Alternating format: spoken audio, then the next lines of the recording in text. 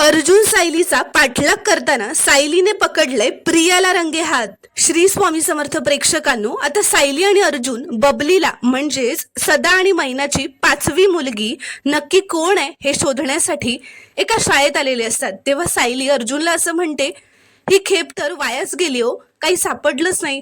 तर अर्जुन म्हणतो, हो ना, या शाळेत तर काहीच सापडलं नाही आपल्याला, चल आपण पुढची शाळा बघू. असं म्हणत सायली अर्जुन पुन्हा गाडीत बसतात. तेव्हा प्रिया सुद्धा गाडीतून येताना त्या दोघांना बघते आणि मनातच म्हणते, अर्जुन सायली हे तर अजून इथेच आहेत, यांचा पाठलागच करते, बघते कुठे जात आहेत ते.